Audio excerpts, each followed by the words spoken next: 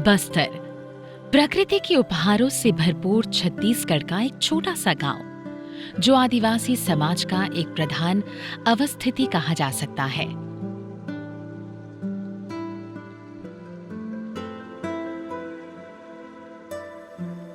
वर्षों तक आधुनिकीकरण से दूर रह के इस समाज को कई सारे सामाजिक बाधाओं का सामना करना पड़ा, खासकर की महिलाओं को, जो ना चाहते हुए भी विभिन्न रूप में असंस्कार और अशिक्षा का शिकार बन गए।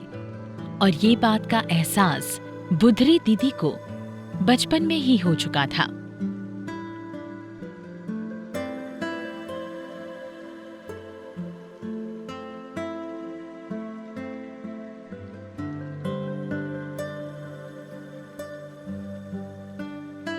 मैं क्योंकि इसी आदिवासी समाज की हूँ, जनजाति समाज की हूँ। बचपना में हमारे माता के साथ हम भी महुआ बीनने के लिए, कभी लकड़ी लेने के लिए हम भी जाते थे। जाने से क्या होता है, अपने आप को महसूस होता है कि हम इस प्रकार से कितने दिन ऐसी रहेंगे, हम कुछ आगे सीखेंगे तो हमारे जो आने वाली पीढ़ी के लिए, मेरे जैसे हजारों बहनें हैं, तो उनके लिए भी मैं कुछ कर सकती हूँ। ऐसा तो मेरे मन में बहुत दिन से आ ही रहा था, बचपना से, क्योंकि हम उसी कठिनाई से गुजारे। कभी कभी हम लोग किसी चीज़ को लेके जाते थे, हमको काफ़ी ठगा जाता था, तो जो सही मूल्य से मिलना है वो भी नहीं मिलता था। हम लोग सोचते थे कि हम किस में कमी है, किसी न किसी में कमी है, इसके कारण से हमको ये सब भी नहीं हो पाता है, हमारा हक जो है नहीं मिलता है। ऐसा हमको काफ़ी दिनों से मन में सब पीड़ित तो है, ये मन में आता था। क्योंकि हर चीज़ों में कहा जाता है कि शिक्षा बहुत बड़ा महत्वपूर्ण होता है। जिस चीज़ों को हम आज वर्तमान में नहीं समझ सकते, उस चीज़ को भी हमको शिक्षा मिलने से हमको आगे का नॉलेज होता है, जानकारी मिलता है, बड़े से बड़ों के तक भी पहुंचने होता है। हमारा समाज किस कारण से बहुत कमी है, पिछड़ा शिक्षा की कमी है, इसके कारण से कोई सवाल जवाब करता है, हम उसको बोल भी नहीं सकते हैं। और कहीं न कहीं एक डर सा भी रहता है कि हम तो पढ़े लिखे नहीं हैं, सामने वाला पढ़ा लिखा है, बड़ा दिखता है, बड़े आदमी है, हम कैसे बताएंगे। तो इस प्रकार से मन में तो आने लगा, भाई हम पढ़े लिखे होंगे तो हमारे समाज को भी हम अच्छा कर सकते हैं। आने वाले वर्तमान में, आने वाले समय में भी हम बहुत अच्छा से काम भी कर सकते हैं, और जो काम आज नहीं बनता उसको भी हम बना सकते हैं। तो ऐसा शिक्षा एक तो महत्वपूर्ण है ही, आप सब जानते ही, शिक्षा होता है तो सब कुछ होता है, समझदार अपने पाता है। इसी एहसास के चलते 15 साल की बुधरी ने महिलाओं और बेटियों को संस्कार की राह पर लाने का संकल्प लिया, जिसके चलते वो खुद नागपुर की अखिल भारतीय संगठन से अपना प्रशिक्षण लिया और जगह जगह से अनुभव प्राप्त करने के बाद बस्तर लौटी, समाज सेवा का सफर प्रारंभ करने के लिए।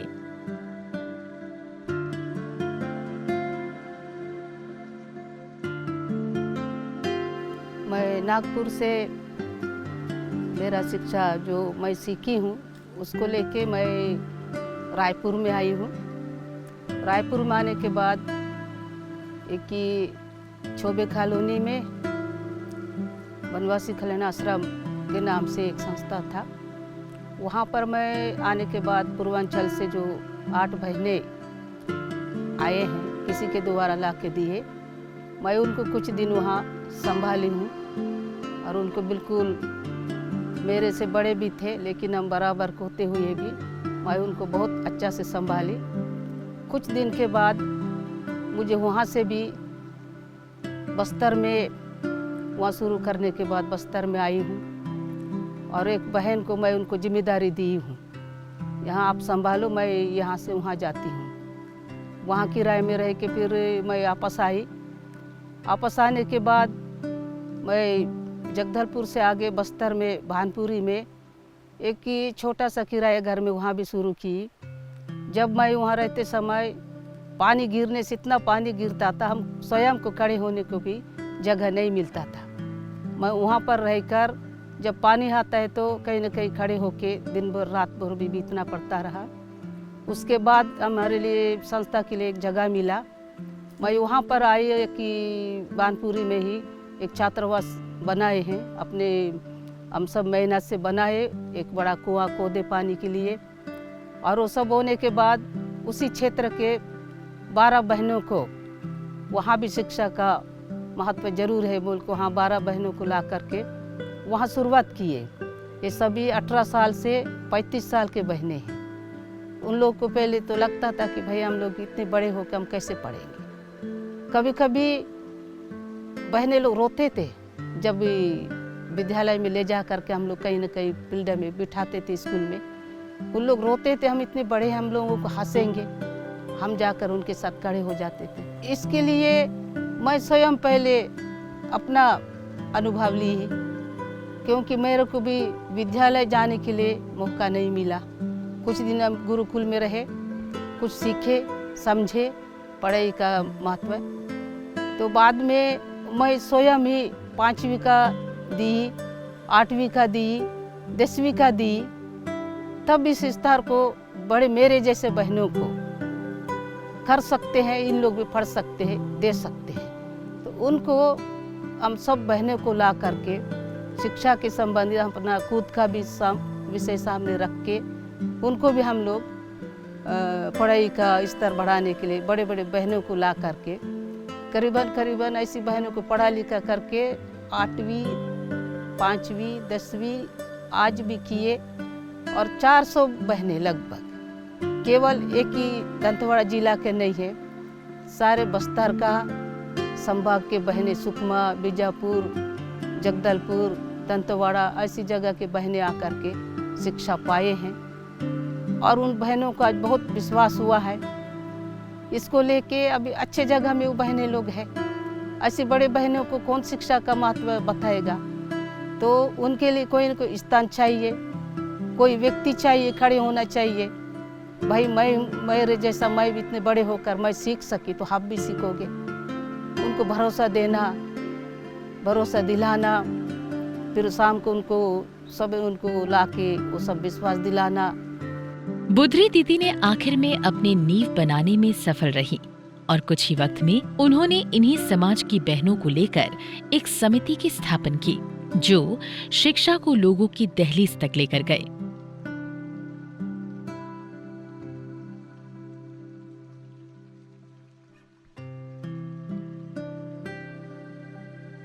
पर समिति द्वारा शिक्षा के प्रचार के दौरान कुछ ऐसे सामाजिक संकट भी प्राप्त हुए जो शिक्षा से वंचित आदिवासी समाज को वर्षों से शोषण के मुंह में धकेल रहे थे।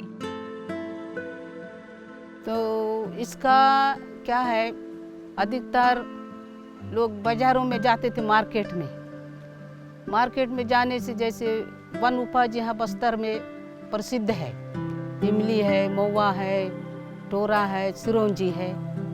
तो इनको बदल करके पैसा के जगह नमक देना, आपका प्याज देना, मिर्ची देना, कभी चावल ला के देना। अभी 200-300 किलो सिरोंजी मिलता है, उसको नमक से देते थे, कोई चावल लेके देते थे। तो लोग जान गए भाई, तो हम कब तक ऐसा चलेंगे। आने लगे 15 दिन का उनका शिक्षा शिविर लगाते थे। 15 दिन महिला पुरुष सब आते थे। उनको तो कुछ पढ़ना लिखना नहीं आता था, वो मस्त बैठ करके हम कैसा पढ़ेंगे, उनको एक एक पट्टी लिखने के लिए देना है। और प्रत्येक बहन को उनके पीछे एक एक को बिठाते थे, इनको पढ़ाना सिखाओ, लिखाना सिखाओ। पीछे बैठ करके छोटे बच्चे को, हम 2-3 साल के बच्चे को कैसा गोद लेके पढ़ाते हैं, इस टाइप के 15-20 साल के, 25 साल की, 30 साल की बहनें को, भाइयों को पीछे एक एक बहन बैठ करके उनको लिखवाते थे। सबसे पहले अपना नाम लिखवाना, उसके बाद गांव लिखाना। तो गांव नाम लिखना सीख गए तो फिर गिनती 100 तक गिनती पढ़ाना। फिर उसके बाद ही फिर मूल्य क्या होता है गिनती से शुरू हो जाता था। अब इतना आपको गिनना आ गया तो लोग बोलते थे इसको कैसा करेंगे। तब उसको महत्व हम बताए कि 100 तक गिनती सीखोगे, गांव तो सीख गए, नाम सीख गए, तो आप 100 तक गिनती लिखोगे, सीखोगे तो आपका जो सही मूल्य है, दाम है आज के वर्तमान में, आप सही दाम में जाओगे। आज लोग 15 दिन के लिए शिक्षा पाए हैं, आज उनके जीवन भर काम आ रहा है। अब सही मूल्य में गए, मंडी में ले जाके धान बेचना चालू किए, उनको पैसा मिल रहा है, बोनस मिल रहा है। वन उपज जो है आपका सबसे यहाँ मिलता है महुआ टोरा, उसका सही दाम मिल रहा है।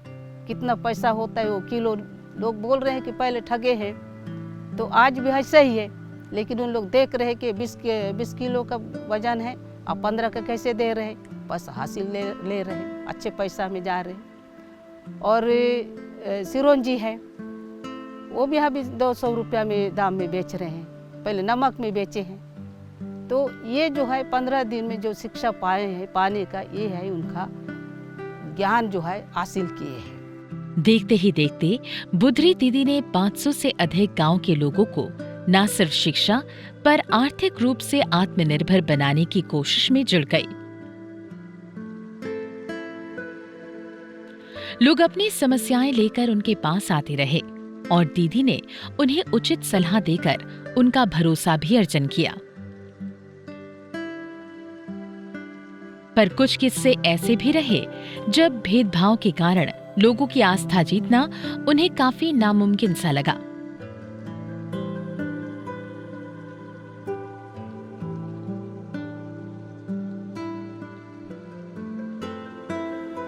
पहले तो हैंडपंप नहीं था, बहुत कम था। एक ही मिट्टी का कुआं छोटा सा अपने अपने गांव में बनाते थे। वहाँ पर जाना है तो अलग अलग जाति के लोग हैं, एक साथ गांव में कई जाति के लोग रहते हैं। सबसे नीचा हम लोगों को मानते थे, मुर्जा जाति के लोग सबसे पिछड़ा है, तो एक भेदभाव था। हम लोग को अभी बहन बोले ऐसा ही हम लोग को बोलते थे, आप रुको पहले हम पानी लेंगे। तो उन लोग पानी भर के जाते तक हम लोग कहने का एक इकट्ठा होकर बैठते थे। अगर हैंडपंप में जाके पानी ठेनेंगे तो पहले उसको पूरा धो लेते थे, उसके बाद ही उन लोग पानी ठेनते थे। तो इस प्रकार का जो भेदभाव था, हम इसको दूर कैसा किया जाए। बड़े बड़े कुछ न कुछ कार्यक्रम रखना, लोगों के इकट्ठा सभी जाति के लोगों को बुलाना। सभी जाति के लोगों को बुलाने से क्या होता है, बड़ा भंडारा होता था। एक समय हमने बहुत सारे खाने के लिए लड्डू प्रसाद लाए और दूध पाउडर का डिब्बा लाए, और हम एक एक महिलाओं को 3-3, 4-4 लड्डू दे रहे, डिब्बा दे रहे दूध पाउडर का। उन्होंने लड्डू को सीधा फेंकना चालू किए, ये हम नहीं खाएंगे, छुआछूत है, आप सब लोग छुए हैं। लड्डू फेंकना चालू किए, दूध का पाउडर को ले जाना चालू किए। ये सब समस्या देख के बड़ा विशाल एक कार्यक्रम रखे, लाइन से 10 चूल्हा बनाए, हम अलग अलग खाना बनाएंगे, अलग अलग खाएंगे। देख के हम हैरान हो गए। इस प्रकार से हम लोग जाति प्रथा रहेंगे तो कब तक हमारा समरसता आएगा। हम इसको एक बार नहीं, 2 बार नहीं, 5वां 6वां बार कार्यक्रम रखते गए सामूहिक। तो उसमें धीरे धीरे फिर समय आया, 10 चूल्हा एक में हो करके 5000 6000 लोग एक कट्टा पानी पीना, एक कट्टा खाना खाना आए हैं और बिल्कुल समरसता में आ गए। तो इसको बदलवा लाना, एक में बैठना, एक भाईचारे देखना, ये महत्व जो है मैं उनको देने का प्रयास बहुत किए और ये सफल हो गया। आज जो है कई लोग अच्छे से अच्छे ब्राह्मण से लेकर सब एकदम गांव में जाके भी साथ में बैठ के खा रहे हैं। ये निश्चित रूप से 1986 में इधर का काम शुरू किए, निश्चित रूप से आज वर्तमान में मैं बता सकती हूँ कि समरसता में आ गई। केवल दृढ़ संकल्प के आधार पर दीदी ने समाज में समानता का बीज बो दिया, जिसका परिणाम आगे चलते उन्हें सहयोग और सम्मान के रूप में भरपूर मिला। पर ये उनके जीवन का सिर्फ एक पहलू था, क्योंकि आदिवासी समाज के स्वास्थ्य के लिए शिक्षित करने की उनकी लड़ाई अभी भी जारी थी।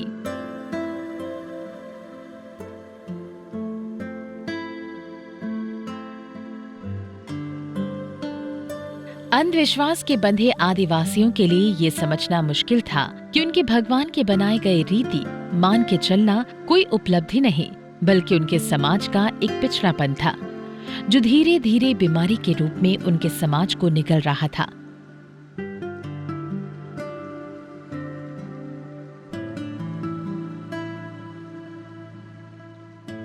इसी सोच को बदलने की उम्मीद ने बुधरी दीदी को गांव का कोना कोना जाने के लिए मजबूर किया। स्वच्छता और स्वास्थ्य के बारे में अपना प्रचार चलाने के लिए, जिसके बावजूद गांव वाले काफी समय तक उनके अंधविश्वास पर टिके रहे। एक छोटा सा घटना आप पूछेंगे, मैं बताऊं। तो एक छोटा सा घटना, आप बहन भी थी और भी मेरे साथ 4 बहनें थे।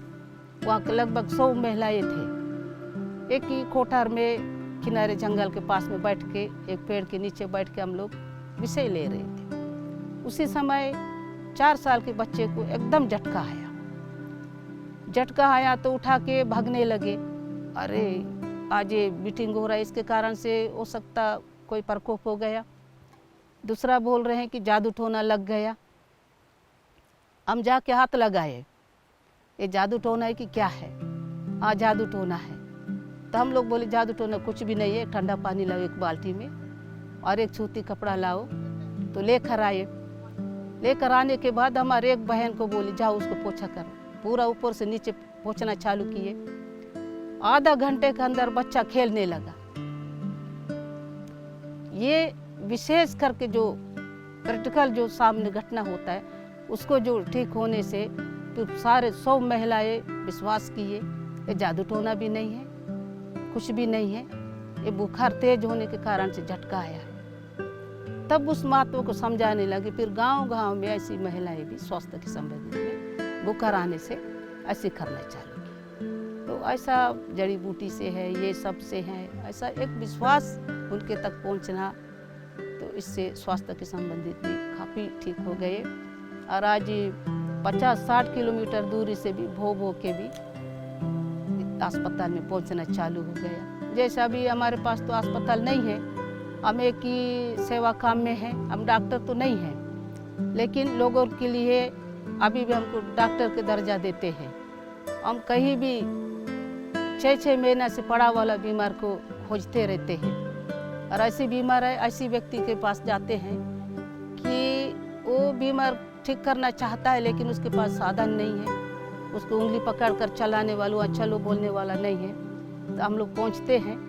पहुंचने के बाद हम लोग अलग अलग गांव में जाते, 4-5 मरीज मिलने से हम लोग उनको अस्पताल ले जाते हैं। आप सभी की कृपा, ऊपर वाले की कृपा है कि किसी न किसी अस्पताल में एक डॉक्टर जरूर सेवा के लिए, समाज के लिए अच्छा समय देता है।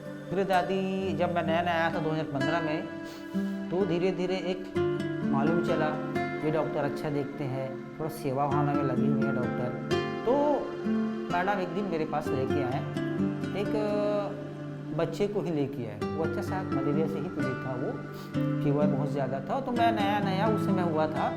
बाद में मुझे मालूम चला कि बुधरी दादी मैडम यही है जो सेवा में इनका नाम है बहुत ज़्यादा, और हीरानार क्षेत्र में काफ़ी प्रसिद्ध है मैडम। वो हीरानार क्या आसपास दंतेवाड़ा क्षेत्र में बुधरी दादी नाम ही ले लो, वो बहुत काफ़ी है। सेवा का नाम जैसे ही आता है, चाहे महिला लगे, चाहे बच्चे लगे, या कोई भी, या रोड में उनको सेवा करना है, उनको सेवा करना है। और उनको मालूम है ये डॉक्टर है, सेवा करेंगे और पूरा फुल एफर्ट देंगे, उनको मालूम है। इसलिए हमके द्वारा कॉल करके आया जाता है।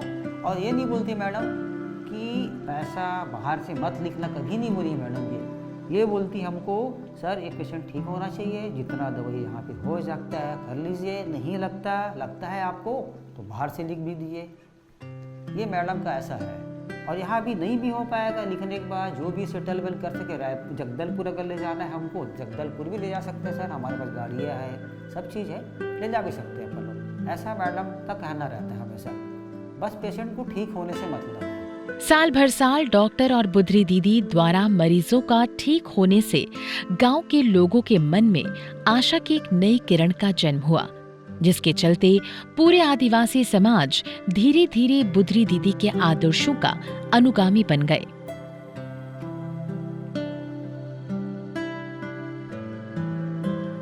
और आगे चलते इन्हीं के सहयोग से उनके जीवन में एक नई सुबह का प्रवेश हुआ।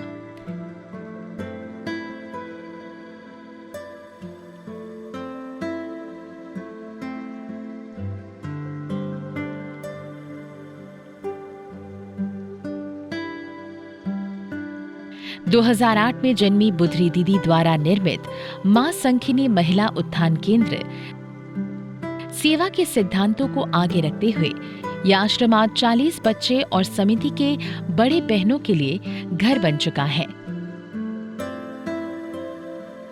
खासकर आश्रम के बच्चों के लिए जो यही रहकर अपने सपने बुनते हैं ऊंचाई की चोटी तक पहुंचने की, दीदी के निर्देशन के आधार पर।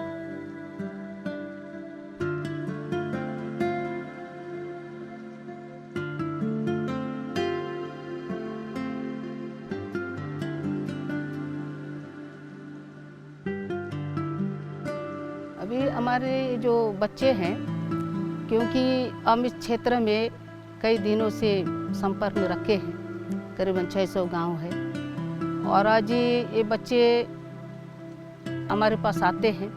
घर के लोग भी अपेक्षा रखते हैं कि वहाँ जाने से संस्था में हमारे बच्चे अच्छा रहेंगे। फिर हमको एक तो पढ़ाई का, विशेष करके पढ़ाई का ध्यान देना, फिर संस्कार देना। और हम लोग सोचते हैं कि हमारे समाज के बच्चे हैं कि आगे जा कर के अच्छे जगह में पहुँचे। कोई पढ़ा नहीं सकता, ऐसे परिवार का बच्चे को हम लोग ले आते हैं। यहाँ रह करके पढ़ाई के साथ साथ यहाँ का दिनचर्या, संस्कार सब कुछ उनको साथ में सीखते हैं।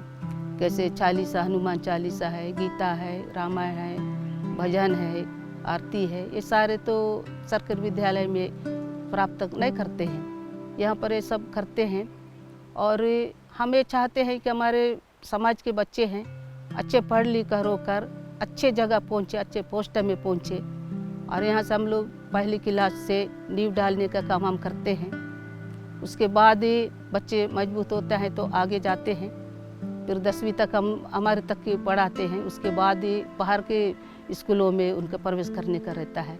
वहाँ भी हम लोग अच्छे ढंग से, वहाँ के शिक्षक जो बड़े हैं, हम वहाँ भी संपर्क करने के लिए पहुँचते हैं, क्योंकि हमारे आश्रम के बच्चे वहाँ जाकर अच्छा रहे, अच्छा पढ़े, और उनको विशेष करके ध्यान दिया जाता है। हम वहाँ तक भी पहुँचाते हैं। आज ऐसी कई बहनें हैं, कोई टीचर में गए हैं, अलग अलग स्कूल में जहाँ मैं रहे वहाँ भी, तो कोई टीचर में है, कोई अच्छे पद में है। तो ऐसा आज वर्तमान में भी हम यही चाहते हैं कि बच्चे वहाँ तक जाए। जैसे अब हमारे क्षेत्र के बच्चे हैं, वहाँ 4 बच्चे हैं, हम उनको चाहते संस्कार के साथ साथ पढ़ाई अच्छा से जाए। बच्चे जो पढ़ना चाहते हैं तो वहाँ तक हमको उनको पहुँचाना चाहिए। कोई डॉक्टर के विभाग में जाएंगे, कोई और कुछ करना चाहेंगे, तो भले हमारे आर्थिक स्थिति कमी है तो भी हम इतने सारे समाज के लोग हैं अच्छे अच्छे पोस्ट में, तो ऐसे लोग साथ देंगे। वहाँ तक हम पहुँचाने का आज वर्तमान में जो बच्चे हैं, हम ऐसा कोशिश करते हैं अच्छा डिग्री दिलाने का संस्कार के साथ साथ। ऐसा है संस्था में दिनचर्या जो बंधा हुआ रहता है, उनके अंडर में रह करके बच्चे शिक्षा अच्छा पाते हैं। ऐसा सब। उत्थान के सिलसिले में आश्रम के बड़ी बहन भी पीछे नहीं रहे। सुबह के अभ्यास के साथ साथ आश्रम के कार्यक्रम में एक आपसी बैठक भी शामिल रहती थी, जहां महिलाओं की समस्या और उनकी जीविका को कैसे और सुधार किया जा सकता है, इसकी चर्चा होना निर्धारित है।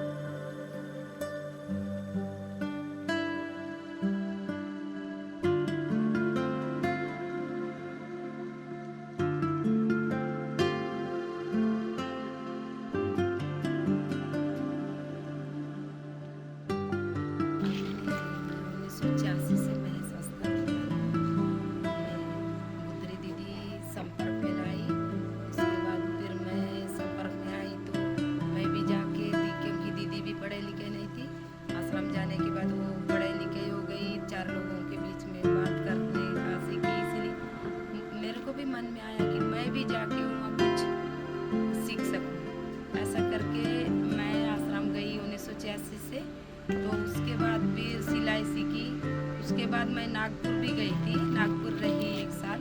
उसके बाद उधर से आने के बाद अपना नाम लिखना, मैं बचपन से पढ़ाई नहीं की, आज संस्था में जाने के बाद पढ़ाई की हूँ। उसके बाद फिर सिलाई सीखी बुद्र दीदी से। सिलाई सीखने के बाद ब्लाउज सिलना, खुद का कपड़ा खुद अभी तक सिल रही हूँ। अभी फिर उसके बाद मैं दूसरों को भी सिलाई सिखाई। उसके बाद यहाँ पे आए, यहाँ पे 2009 में 8 में यहाँ पे आए। उसके बाद फिर यहाँ पे मैं बहने लोगों को सिलाई सिखाई। उसके बाद मैं भी कूदे 10वीं तक मैं पढ़ी। बचपन से तो स्कूल नहीं गई, लेकिन यहाँ आने के बाद 10वीं तक पढ़ी हूँ। उसके बाद फिर मैं यहाँ पे ऑटो सीखने के लिए लोगों बोलते थे कि यहाँ ई रिक्शा आया है, उनको सीखना है। फिर मेरे मन में भी आया, जैसे कि यहाँ से जाते हैं तो यहाँ 30 रुपया लेते हैं, 3 किलोमीटर के लिए 30 रुपया 20 रुपया लेते हैं, यहाँ से सीधा 1200 रुपया किराया लेते हैं। तो मैं ई रिक्शा सीखूंगी तो कुछ तो मेरे लिए होगा करके मैं फिर ई रिक्शा सीखने के लिए 1 महीना के लिए 1 महीना क्योंकि यहाँ से जाने के लिए गिदम जाने के लिए यहाँ बारसूर जाने के लिए बहुत घड़ी नहीं मिलता था, तो सिलाई भी एक महीने किराया भी ज़्यादा था। फिर उन लोग बोले कि सरकार तरफ से ई रिक्शा सीखने के लिए कोई भी समूह वाले हो वैसी बहनें भी आ सकते हैं। ऐसा बोलने से भी मेरे मन में भी आया कि अरे मैं तो इतना दिन यहाँ आने के बाद सब कुछ सीखी, ई रिक्शा भी मैं भी सीख सकती हूँ, क्योंकि मेरे मन में है तो उत्सव है तो जरूर सीखूंगी करके। ऐसा करके मैं ई रिक्शा सीखने गई। ई रिक्शा सीखने के बाद फिर 1 महीना का वहाँ पे ड्राइवरिंग का सिखाए हैं दंतेवाड़ा में, लालूट कॉलेज में सिखाए। उसके बाद फिर 1 महीना के बाद फिर ऑटो भी सीखने का हो गया पूरा। फिर हम लोग का ड्राइवरिंग करने का लाइसेंस भी बना दिए।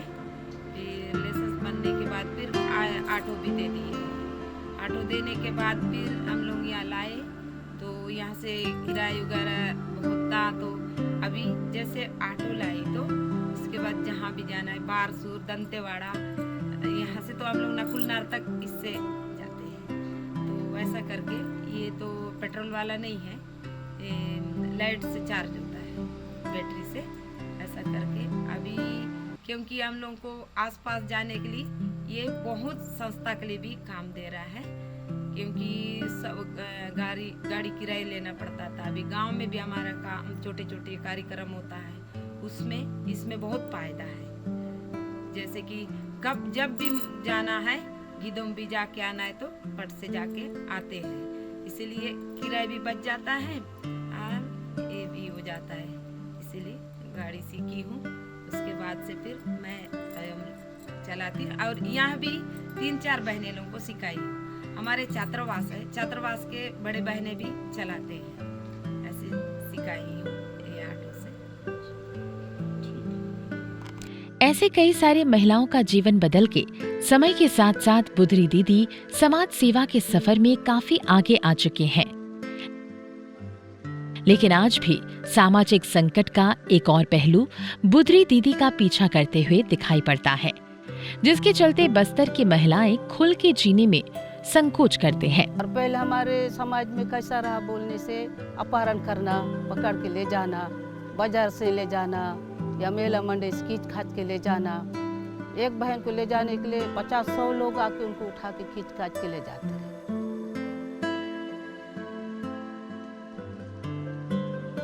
बुधरी ताती महिलाओं के जन जागरूकता के लिए भी विशेष रूप से उनके अधिकारों को स्थानीय महिलाओं को समझाती हैं, जैसे बाल विवाह नहीं करना है और महिला एवं पुरुषों में किसी प्रकार का भेदभाव नहीं करना है। इस संबंध में अच्छा जन जागरूकता चला रही हैं। उसमें भी हम लोगों का जैसे सहयोग मांगती हैं तो हम उनको बेशक हमेशा सहयोग करते हैं।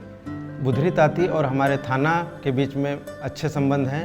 दोनों एक दूसरे के संपर्क में रहते हैं। जब भी बुधरी ताती हमें कुछ ग्रामीण महिलाओं एवं बच्चों के विरुद्ध में कोई शोषण हो रहा हो उसके संबंध में जानकारी देती हैं तो पुलिस त्वरित रूप से कार्रवाई करते हुए, जैसे महिला के विरुद्ध में अगर अत्याचार हो रहा हो तो महिला टीम जाती है और पुरुष के विरुद्ध में या बच्चों के विरुद्ध में हो तो पुरुष की टीम तत्काल घटनास्थल रवाना होकर उन्हें जो भी समस्याएं रहती हैं उनको सुलझाने का प्रयास करती हैं।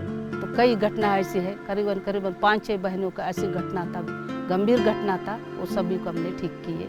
आज ऐसा नहीं है। आज किसी को शादी करना है तो कई लोग हमारे पास आते हैं, दीदी जी हम शादी करना चाहते हैं, इस बहन से आप बात कर दीजिए।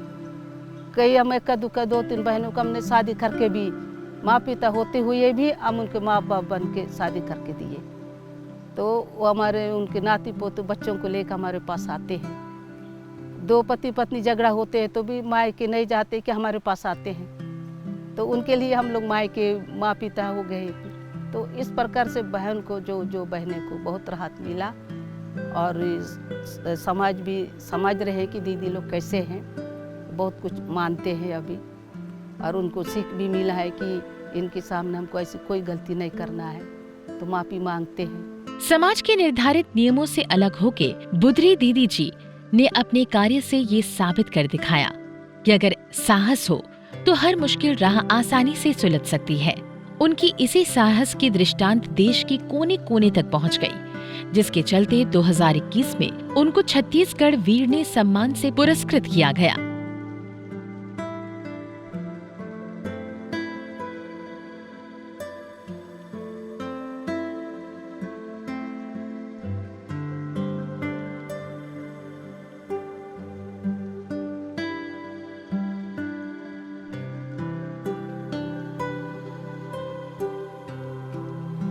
ये जो काम किया हुआ पल है आज मुझे मिल रहा है। कहीं स्कूल नहीं था, कहीं स्वास्थ्य केंद्र नहीं था, कभी समाज बिखरा हुआ था, एक में नहीं बैठना, एक में नहीं खाना, बहुत दूरी पर रहना, 2 भाइयों के भी दूर में रहना। आज जो है 1984 से लेकर आज वर्तमान 2022 चल रहा है। आज मैं कह सकती हूँ कि शिक्षा का स्तर बहुत बढ़ गया। तो मैं ये कहना चाहती हूँ कि ये जो अभी विकास किया और प्रकाश किया और जो गए हैं, तो इनको अपने मेहनत पर, बल बुद्धि पर अभी विकास आगे होगा और अच्छा चलेंगे, ऐसा मैं भरोसा रखती हूँ।